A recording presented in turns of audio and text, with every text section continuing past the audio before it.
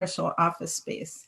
And she's joining us from Cleveland this morning, where she recently worked on Governor DeWine's Responsible Restart Ohio plan and has put together a playbook for her corporate clients on reopening. And they're 2 weeks ahead of us. Karen Patriquin is the founding principal of Patriquin Architects, an award-winning firm based in New Haven. Her portfolio includes a diverse range of projects, including multifamily, adaptive reuse, and she's designed some of our favorite restaurants here in New Haven. Ming Thompson is founder of Atelier Cho Thompson and a principal. She's also an award-winning New Haven-based architecture firm. Ming has a background in commercial office space, but also in graphic design and in arts integration, and just a very wide-ranging portfolio as well. Before we dive into this, I just wanted to acknowledge all the essential workers who don't have the luxury of contemplating pros and cons of telework versus on-site work, and also to acknowledge the economic burden for all of those who have lost jobs and opportunities in this pandemic. So this particular conversation will focus on the somewhat privileged and flexible space of the professional office. And even that space, the new rules may affect workers differently. Some workers may be more vulnerable to health concerns with schools closed. Others may have gaps in childcare. Still others may find the 2D space of this type of meeting a chance to be heard, where they might have been talked over in a conference room. So there's many different implications for different people. Jennifer Senior, in her opinion piece in the New York Times yesterday, began with, "The office for the foreseeable future is dead.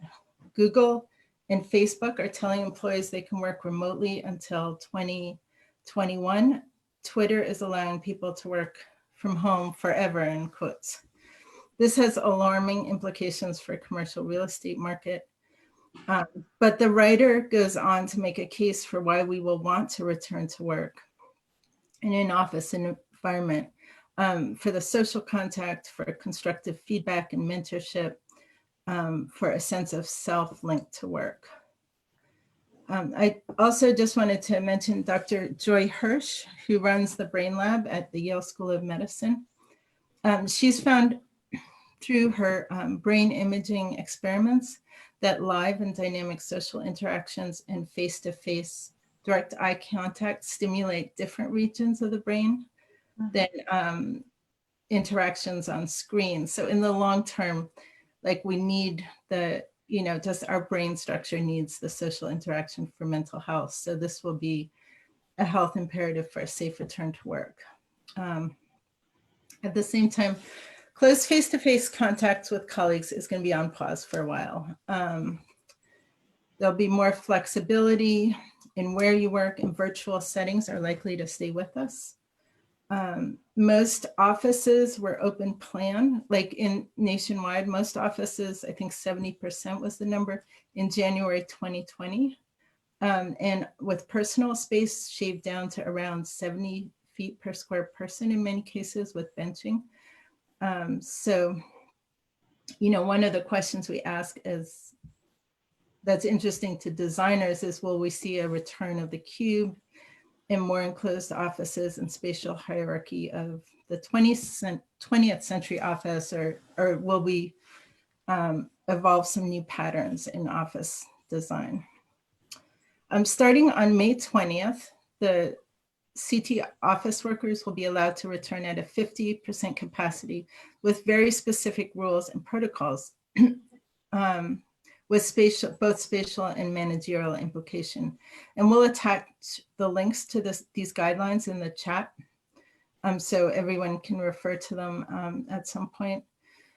In all cases, the workspace will be fairly different than the one prior to the pandemic. So one of the questions for the panelists are what are some of the trends that you predict, both short-term and long-term, and how can we work not just safer, but healthier?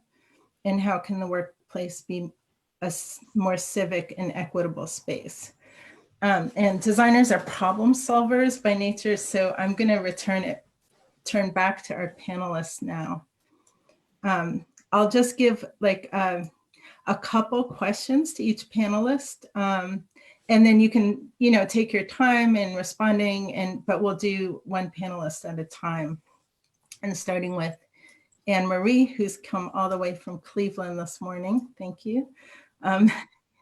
Your firm worked on a playbook for reopening for your corporate clients, and you also worked on the Ohio protocols for reopening. I believe you've had a chance to also look at the Connecticut reopen rules. And so I was wondering, just in very broad strokes, what some of the commonalities are. Are there any differences that popped out? I'm also very interested in the research and thinking that went into quickly, like doing this incredibly quick pivot to rethinking office space. I mean, rarely have we been forced to like completely rethink design in such a short amount of time. And what are, what was the thinking that went into that? Your firm also does workplace strategy. So I'd be really interested. You had talked a bit about population management and space allocations, like in a larger office setting. How do you just manage this, this kind of fluid on-site, off-site management of workers? And then finally, what are some of the healthy long-term changes that could be made? How can we come back better is sort of an underlying theme in my questions for all the panelists. So go ahead, Anne Marie. Okay. Well, thank you for having me. It's exciting to be a part of this panel. As Aisha had mentioned, our firm worked with the governor over reopening Ohio. We have had our protocols in place for a week now as far as the offices. And there are a lot of similarities between the two states with the different protocols, from the occupancy limiting it to 50%, to, just the overall approach of wanting to make sure that there is a communication plan that's first and foremost put in place with offices so that as employees are coming back to the workplace, they fully understand what those changes that have been implemented in the workplace are, what are some of those changes in protocols that took place so that they can understand, for example, if there's temperature screening coming back into the office, if they're limiting entrances into the office place, what are some of those protocols in place so that they know day one what is happening. Some other things, of course, signage, cleaning protocols, there's many different things I think that across the board, really, we've seen it. So VOCON has offices in New York as well as LA, and we're really seeing a commonality between all governors' offices with a lot of these protocols. So I think that's really helping organizations as a whole make sure that they have that strategic approach and that best approach overall to all of their workplaces and not just, in that exact location. I'd say maybe, some other things that we've seen, there's going to be a lot of changes around food service. I know one thing in Ohio, they're really limiting any sort of buffets have been closed. So all of that is changing as well, changing more to disposable silverware, things like that. And then, of course, when there are confirmed cases, having those protocols in place. So, but I think overall, there is alignment from state to state, as I was saying. So, as we looked at really the workflow and how this pandemic is affecting those shifts in workflow, previously, when we were planning offices, we were thinking about, collaboration, density, social interaction, shared space, employee work experiences. And then some organizations, had a higher mobility rate. So, how we were planning for those mobility rates. And I think what we're starting to see is now there's been a shift in that workflow. So shifting to more group coordination. Things are definitely more strategic.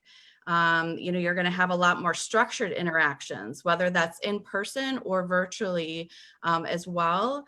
Spaces, instead of them being, shared and unreservable, I think we're going to see a trend more now towards reserving space, and that's really going to be a must into how you're using that space. Workplaces are definitely going to have a more programmed approach to them. The employee experience, I don't think, is going away. So I don't think that the office environment is dead. Definitely not. But then, of course, we're also going to see some shifts in how people are using the office. So, really looking at from that mobility to having a more organized approach to employee work shifts. So as we looked at all of those, really, how do those kind of translate into design strategies? And so that's really going to look at more of a kind of flexible planning approach, looking at, how employees are oriented, how they were located within their floor plan, looking at material performance. So we want to make sure that, materials that they're not as, impenetrable, durability of materials, and making sure that those are really used in all of those high touch areas. Looking at infrastructure, so airflow, circulation, there's going to be a higher emphasis on all of that. Looking at the kind of fluidity and approach to planning. So that employee experience, there's going to be now a real focus on how does that employee experience the space? How many surfaces are they touching? What are they coming in contact with? How can you give that still a streamlined approach and an overall benefit to the employee? As I was just mentioning, population programming. So really, I think that's going to come down to, for a lot of larger organizations, we're really seeing, as I mentioned, Ohio has been back to work for a week now, but, myself, my organizations, a lot of companies aren't sending their employees back to work right away. They're maybe testing out the office with about 20%, 20 to 25% is really the highest that we've heard from any organization of introducing their employees back into the workplace. And I think that's for a number of reasons. I think that, people want to be smart as they're making this transition back into the workplace. They want to make sure that all of those protocols are set in place. And since this is, as everyone's calling it, the new normal, they want to make sure that everything is figured out before they bring the rest of their employees in, testing out some of these different protocols to make sure that they're really working for that organization.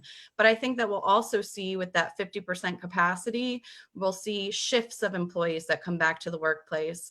Obviously, you can't introduce your entire population back in. So whether it's shifting from, 1 week to the next, half your employees coming in 1 week, the other half coming in the next week, or shifting it between days of the week for those employees, Monday, Wednesday, Friday, Tuesday, Thursday, something like that. We're seeing a lot of companies starting to look at a different approach. And I think that because of, the way that technology has been integrated now, just like we're, having this webinar right now, this has been a much easier transition for a lot of those companies that already had that technology in place. And really, they've seen their employees still remain productive. So there's no forced need to really bring those employees back into the workplace. And so they can be smart to this approach when bringing them back in and really having it more thoughtful overall. So I think a couple other things that you mentioned, what are some strategies or kind of lasting effects that people can start to think about? I think that overall, a clean desk policy is something that companies should be thinking about.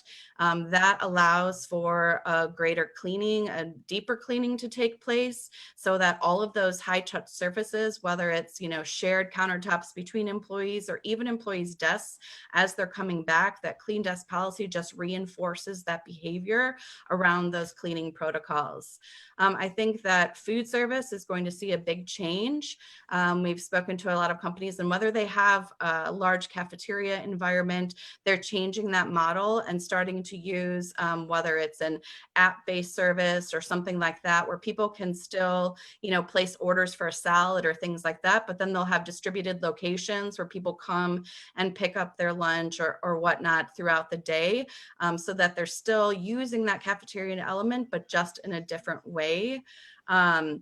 I also think, the self-service coffee bars and things like that. We've had a few companies that are now looking into a more serviced approach, or they're looking into providing their employees with like a hands-free stylus so that they can use that machine without having to actually touch it with their hands. Again, just trying to keep the least amount of touch to those areas that are really all those high touch systems.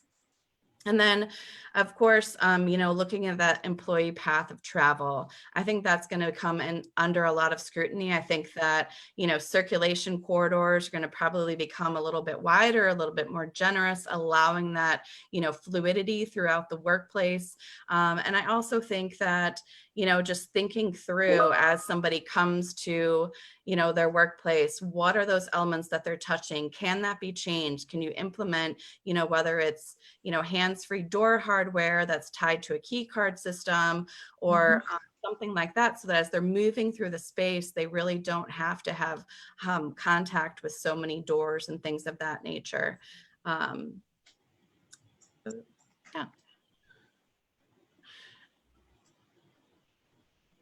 Oh, thank you so much, Anne Marie. That was really a lot of things for us to think about in going back, particularly, I think the communication piece that you started off with would be really important. We'll now turn to Karen. A couple weeks ago, we had a conversation about 6-foot and 12-foot radii and how that sort of translates onto a floor plan, as well as looking at one-way workflows, like you mentioned, Anne Marie, and how these become the new metric of organizing and dividing spaces for office layouts. So my question for Karen, who has done a lot of work thinking about small and medium workplaces, what are some of the immediate changes for safety measures that you've been thinking about? Also, how would you take a longer range view between what's temporary and what might be a, sort of a permanent condition for the office? Also, small and medium offices might not have the same kind of capital and space flexibility as some of Anne Marie's clients would to do a total rehab and, for example, replace HVAC, change out all the furniture. So what are some of the smaller, not as costly measures that can kind of quickly be put into place? And also, how can architects assist with advice for smaller businesses that might not have a long-range strategic plan or capital budget for renovations? Yes, thank you. Thank you, Aisha. And thank you, Anne Marie. It was wonderful to hear what's going on in Ohio and how you're seeing your clients adapt. I did want to share some slides.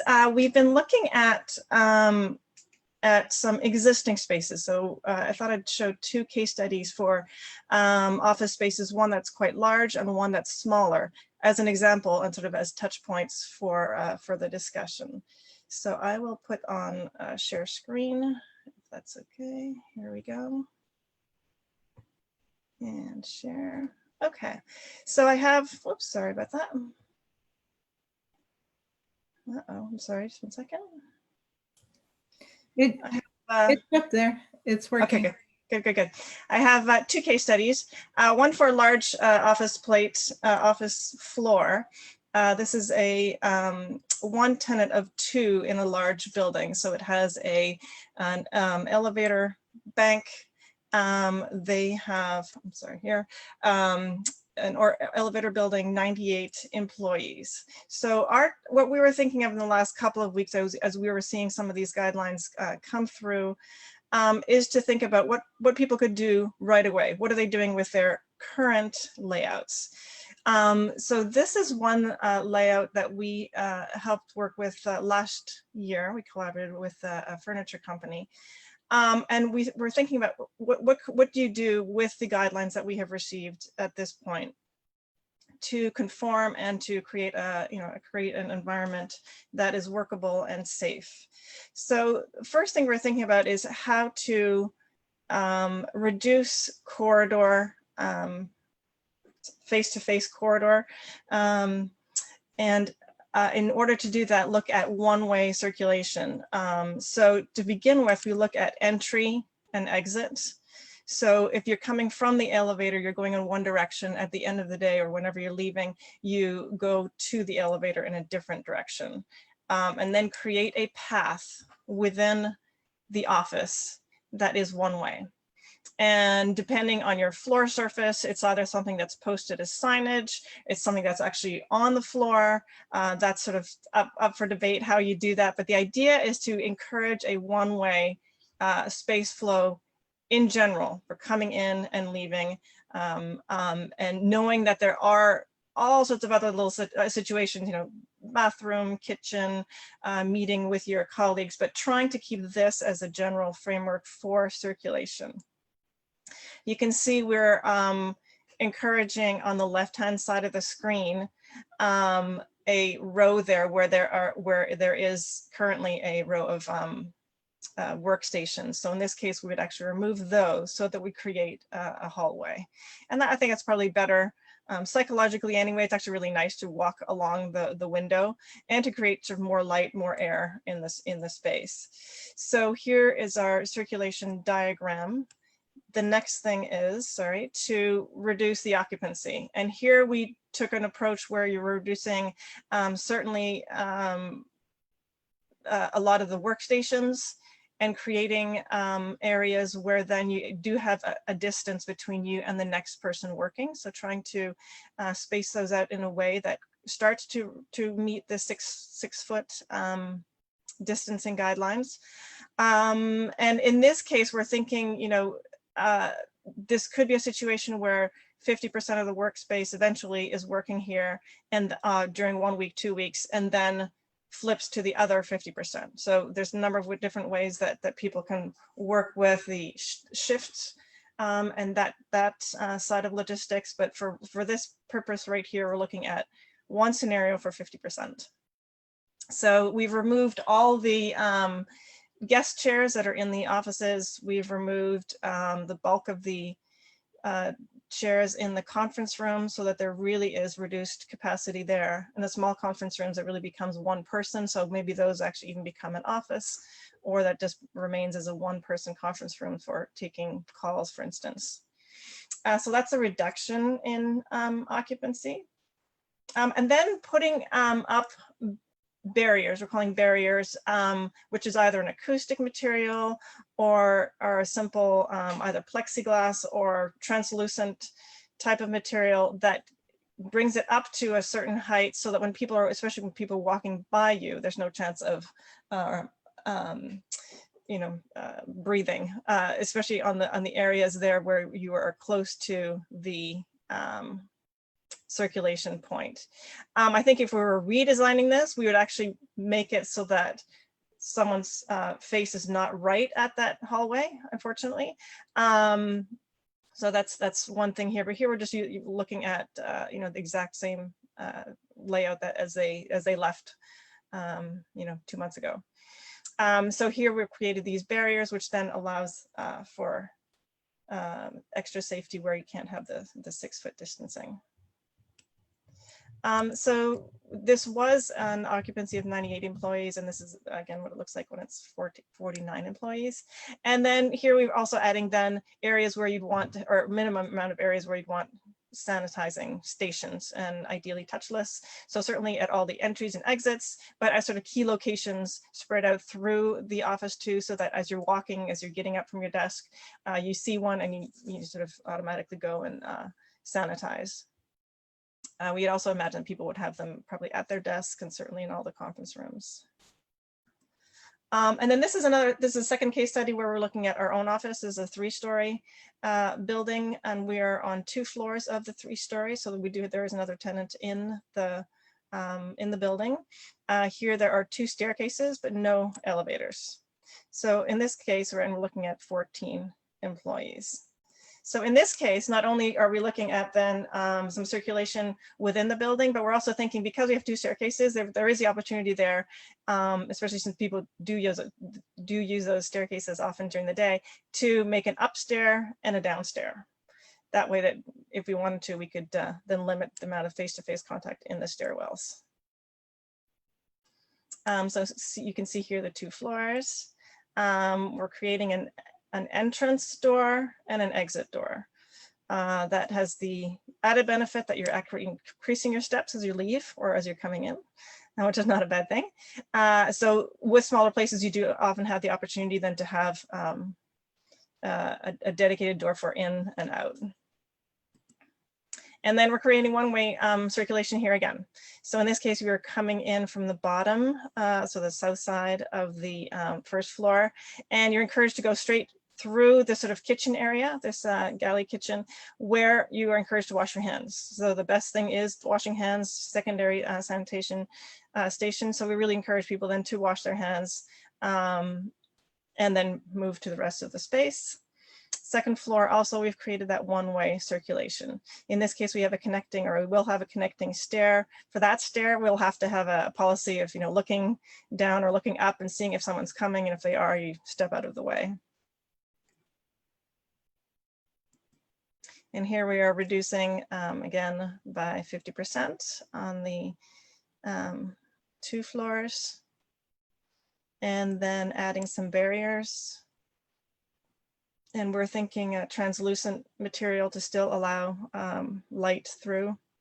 And in this case, we also have standing desks. So we're thinking that either a material will be attached to the standing desk, so when you go up, it goes up as well, or we just start with a higher barrier anyway.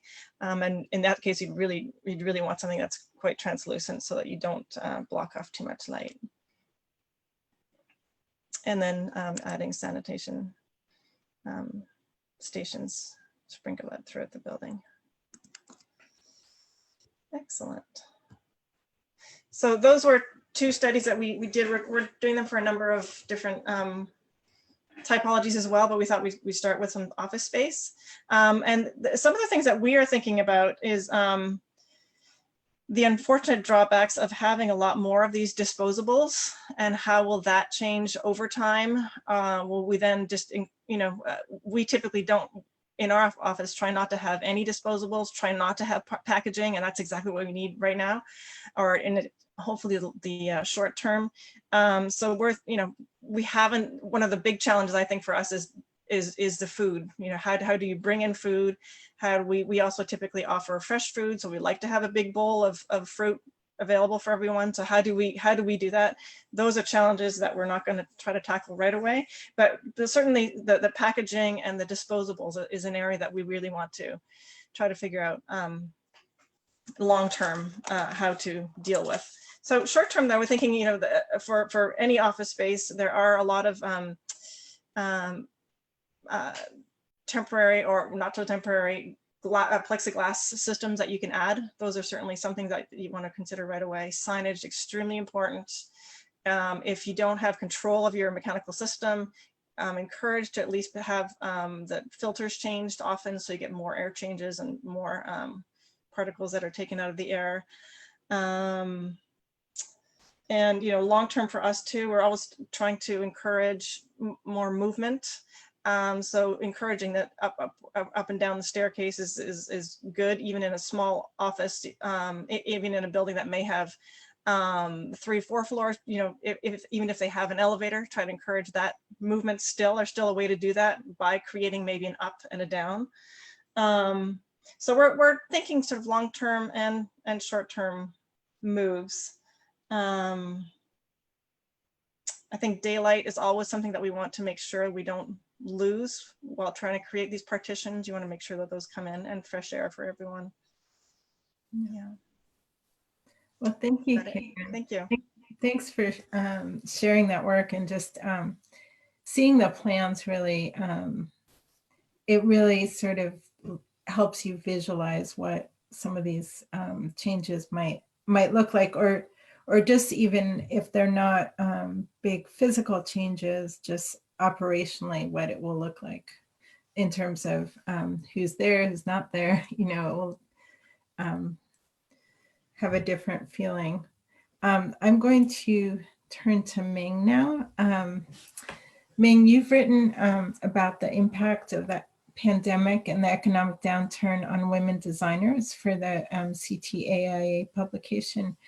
And I wanted to ask you if you could highlight some of your research for this, but also think about going forward, how some of what we've listened to so far from Anne Marie and from Karen, in terms of this changing workspace, how this might either be opportunities or perhaps areas we should pay attention to in terms of gender equity in the workplace. And I'm interested in the flattened 2D space technology and how that might change the dynamics of corporate meetings. Also, if telework and more flexibility in being on-site or off-site could be beneficial to workers with families, or if there's also, you know, dangers of leading to further imbalances as on-site work ramps up again in terms of, you know, who's asked to come in or who's not, and just how can we do this in the most like healthy and equitable way. So I'll turn it over to you. Thanks, Aisha. So I've been thinking a lot about what will happen to women during this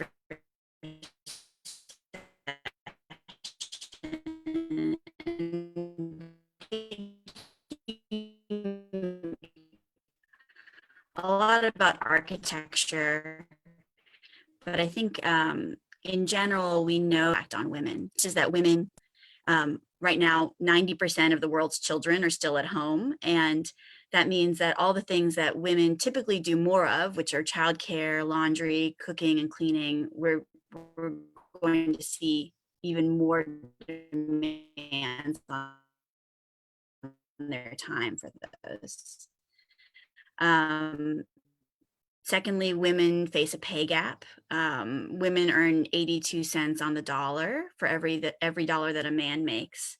And amongst incoming designers, and that might mean that having more work to do at home leads to more of a pay gap. And that we'll also see women making choices.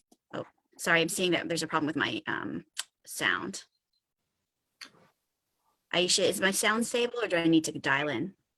Your sound is a little bit it's a little bit distorted. Sometimes I find if you turn your video off, sometimes that frees up a little bandwidth. Okay. Do you want to? Yeah. Sure.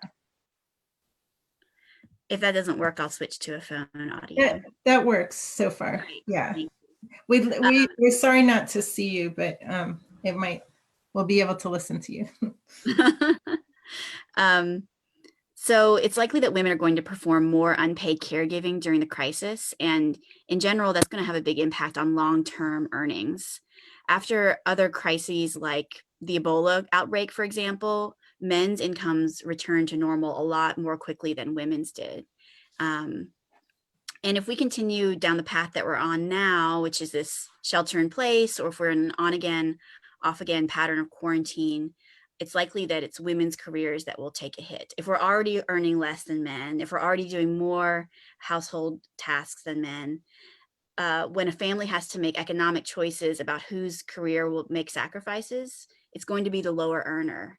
It's going to be the person who's already giving more caregiving, and that's likely to be the woman. And I remember I met an architect in her 50s who had 3 children in her 30s, and it caused her to leave the profession over a really simple thing, which was there were just too many sick days for her children. Someone has to provide care at home, and often it ends up being that lower earner or the person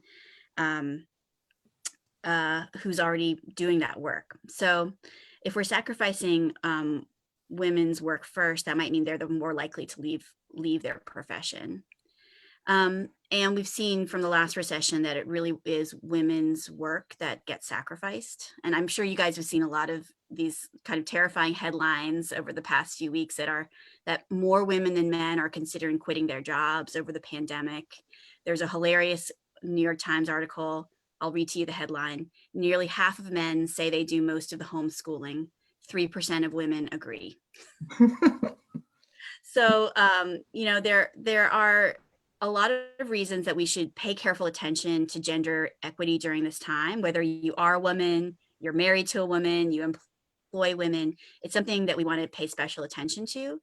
And there could be things from this recession that might actually be beneficial to equity. I think now that we're all at home, now that we're all running the house, that might mean that all partners are equally seeing the huge amount of work that needs to get taken care of to run a household. And that could be from taking care of the children and walking the dog to the more invisible forms of labor, like the project management of the household.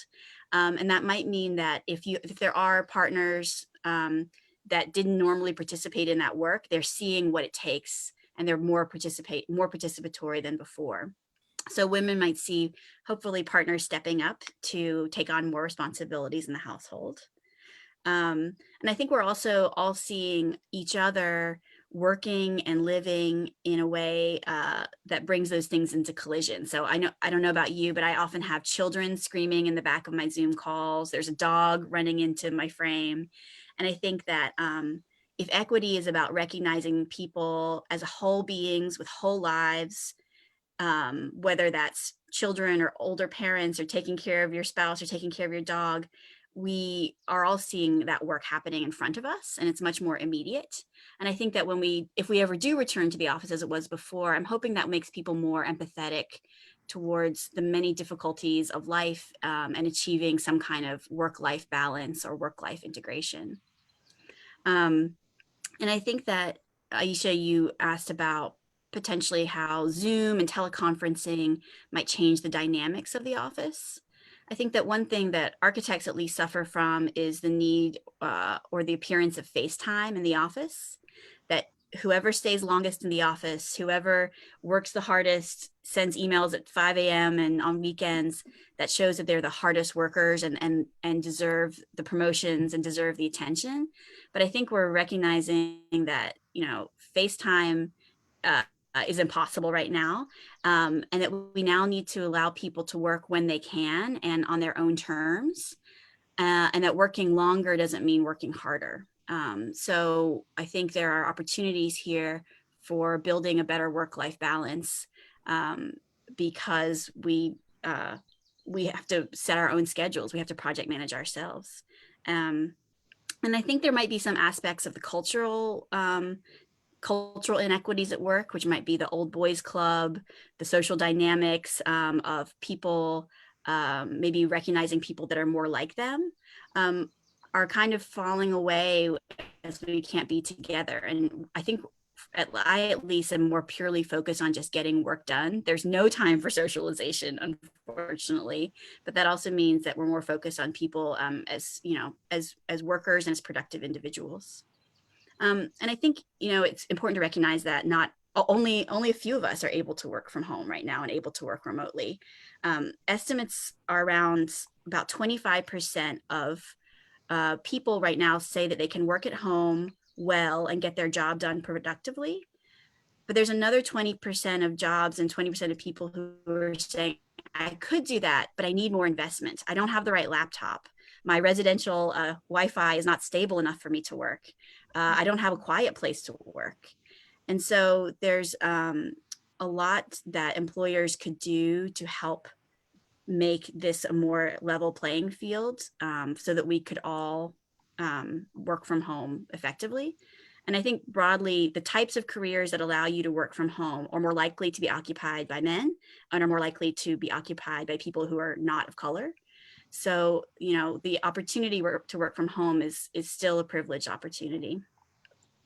And then I think, Aisha, you asked a bit about, health and equity. And I think we're seeing that a lot more women are saying they're facing burnout at work right now. There's 30% of women are saying that they have more to do right now than they can possibly handle. We've got full-time jobs and families, and much fewer men are likely to say that they're experiencing symptoms of burnout, like severe anxiety, racing heartbeat. So I think, we as, if you're an employer, I think we have to pay special attention right now to the emotional health of our colleagues. And then if we're an employee, I think we have to be really proactive about reaching out to our managers and saying, if we're unable to meet the amount of work that we're being given, if the employer is expecting more of us than is possible in the time that we have.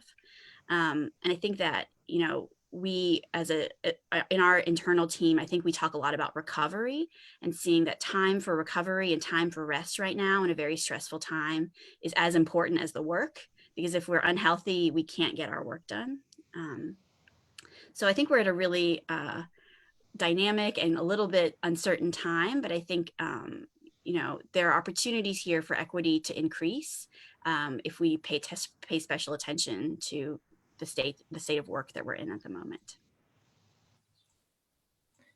Ming, thank you so much. And why don't you can turn your video back on again so we can see you. Okay, great. Thank you so much. I think you bring up so many important points about, it's not just our kind of, rearrangement of the physical space, but in order to come back healthy, there's really a lot of, different things that we need to consider. I am going to check and see if any of our participants have put questions forward. And I will, let's see, we do have one question in the question and answer. So we'll start with that. And the question is from Home in New Haven. What do you think meeting space looks like? Should all meetings, events between those in the office still take place virtually?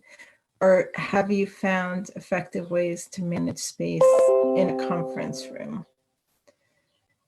I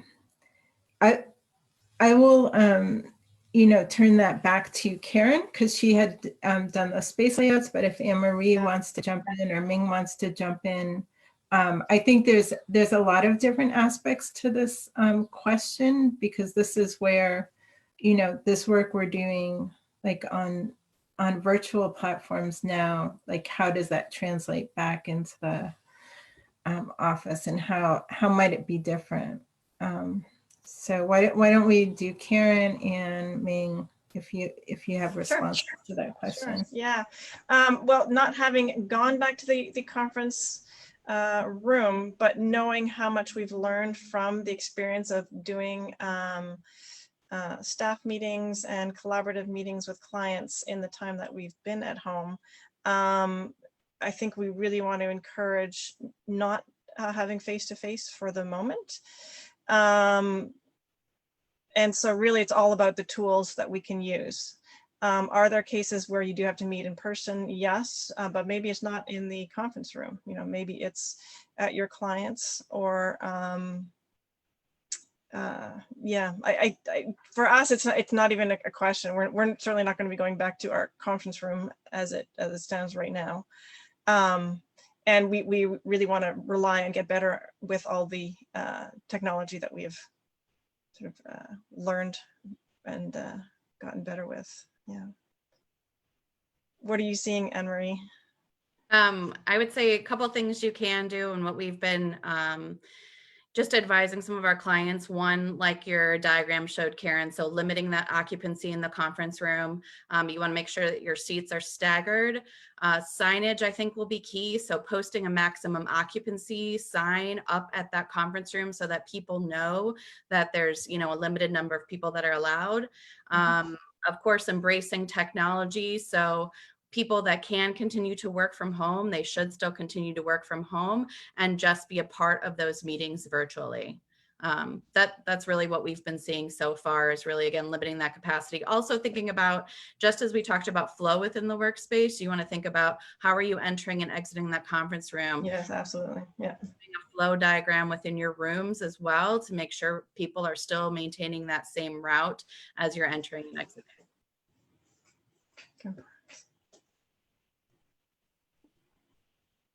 Oh, Aisha, we can hear you. Oh, you're on mute, Aisha. Ming, do you have any thoughts on conferencing? Just a few quick ones. I had mentioned we have some people in our office who suffered from COVID, so we're being very careful about being together. I think if we do meet together, which would be still a ways in the future, we might be doing outdoors meetings, getting out in fresh air, which I think is a great way to get out in the nice weather too. But we've also, we've tried to find new software to work together, and so we've been using a lot of programs like Concept Board, writing together live in Google Docs. So we're actually finding new forms of collaboration that allow us to get even, closer to our work together, even though we're far apart on Zoom. Great, thank you so much. That's, the whole other aspect of collaboration is really, it's evolving and it'll be interesting. I think there's a lot of opportunities there in terms of new types of collaboration. We have a question from Kevin McCarthy, who this is a good and a tricky question, and we probably need a lawyer on our panel. But he asks, has anyone begun to figure out the liability insurance implications of the design changes that the panelists are discussing? So maybe I'll go to Ming and Karen as owners of your businesses. Have you had any of those discussions about liability? But this may also be for, in terms of what your clients would be discussing as well. Mm-hmm. So I don't know if it's specific enough. I guess I'm trying to interpret the question. Is it if someone comes to our office and contracts the virus? Is that what the question is? Oh, looks like he has raised his hand.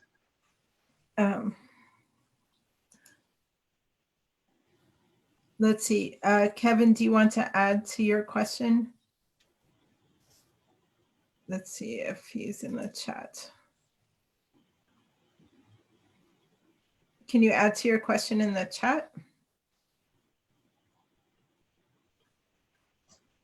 Okay, well, let's move on, and when we get some more clarification, I can see this having implication both, as a designer in terms of, you're making specific recommendations that have health implications to your clients, but also just as an employer,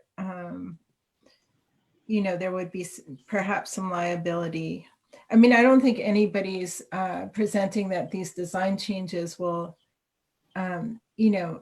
be guaranteed prevention. They're more following guidelines and best practices. Yeah, if I could just add to that, Aisha, I mean, I think these are recommendations, best practices from what we've learned so far, but at the same time, this is ever changing. So these recommendations are going to continue to adjust and change, just as the regulations from each of the governors are going to continue to adjust and change. So unfortunately, right now, I think we're just in that, we're not in a stable point just yet to be able to say what those best things are at the moment. So for now, yeah, recommendations for sure. And I think we're also, if we stay within the kind of the bounds of the guidance that's been issued by our local jurisdictions, that will, I think provide some security, and that we're at least in compliance in that way. Mm-hmm. And I do believe that one of the recommendations right now is not to have visitors in your office space. Yeah. Okay. So I'm going to move on to the next question. And this is from Adrienne Jefferson. And she's curious to know about any recommendations for arts and culture, which has unique workspaces compared with other industries.